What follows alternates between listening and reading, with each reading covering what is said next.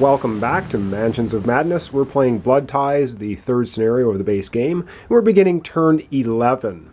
Okay, so let's get the investigators going. Joe Diamond, still stunned. He seems to have been stunned pretty much the entire game so far. His health, he has only 3 health left before he is killed. So he's been beaten up pretty badly. All right, let's have him go. Joe Diamond, even though he's stunned, he's going to use the Colt 38 that Sister Mary handed off to him, and he's going to try to shoot the zombie who's sitting right there. So let me find a card for ranged weapon, and we'll get to some shooting. All right, ranged. I need to find where there's a ranged. Okay, ranged weapon. You attempt to provide cover fire. Test marksmanship. Then you choose any investigator in your room. You may choose yourself to test dexterity. Okay, well that's different. So first of all, he has to test marksmanship, and he does not get +2 marksmanship because he lost his 45s. He threw them away, the silly person. So his marksmanship is 6, but he's at -2 because he has the stun condition. So he needs a 4 or less. Come on. And he gets a 4. Precisely what he needed. And then the next part of it says choose an investigator in your room, which can be Sister Mary or himself. And you may choose yourself. One of us has to test dexterity. Now, Joe Diamond, of course, is stunned, so his dexterity test would be at -2. His dexterity is only 5, so that would make it 3. Sister Mary's dexterity is 6. So I think she's the one that needs to test dexterity. So Sister Mary needs a 6 or less, and she gets a 2. So far, so good. Everything's happening just the way we want. It says, pass. Either your plan works, deal 2 damage. Each investigator in the room may move 1 space. Oh, cool. So they can damage the zombie for 2. So we'll do that.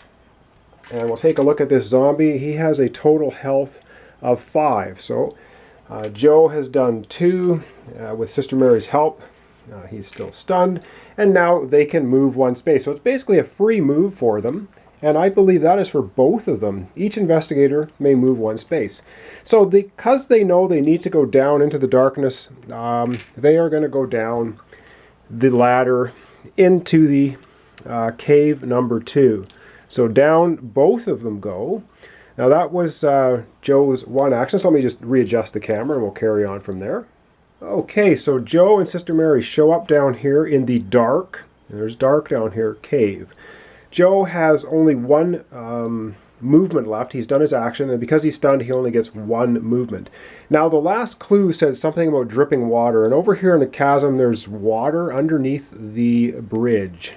So I think Joe is going to take his 1 movement and he's going to start heading in that direction over to the dripping water and, of course, the zombies at the altar. And that will be Joe's turn, and now it's Sister Mary's turn. Now Sister Mary gets 2 moves and an action. I think the first thing she's going to do is she's going to try to move into this room. So she goes up to this locked door to the crypt, and she finds, what is it locked with? The door to this room is locked and requires the silver key. Well, neither Joe nor Sister Mary have the silver key, so that was her attempted 1 movement. And so it interrupted her move, so she's got 2 more actions. She's going to move once more here. And I think she's just going to stay in the same space as Joe. Let's try to keep them together. I've had them split up so much during the playthrough, and that's probably not a good idea. All right, that is our investigator's turn. It is time now to go over to the keeper area and have the keeper do his moves. Okay, here we are at the keeper area, and first thing that happens is that Sister Mary and Joe, now that they are in the same space, can freely exchange items. But I think we're going to leave it. Actually, I'm going to have Joe is going to give. He's going to give Sister Mary the brass key that he had found. So now she has the crowbar, the holy water, and the brass key. And now we do gathering the threat tokens, and the keeper gets 2, 1 for each investigator, and now has a total of 4. So the first thing that the keeper will do is he is going to spend 1 threat token to do Raise Dead, putting a corpse marker into the crypt, which is right here, and then he's going to immediately spend 2 more threat to turn the corpse marker into a zombie.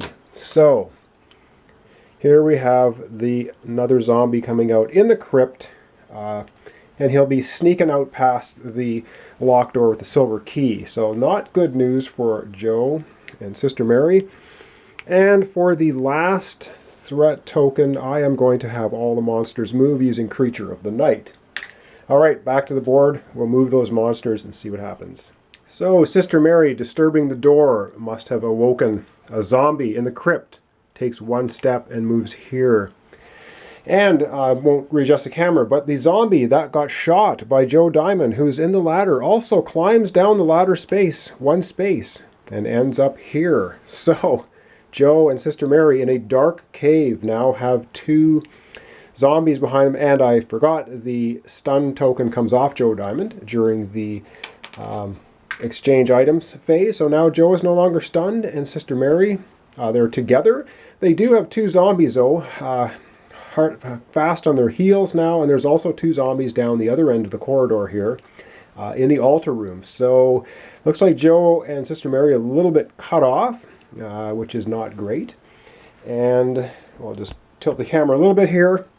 That will basically be the end of the keeper's actions. There's no monster attacks because there's no monsters in the same space as Joe and Sister Mary. So the last thing we do on the keeper turn is we take the timer token and we place it on the card. So now there's 2 of 5. All right, Joe did a little bit of damage.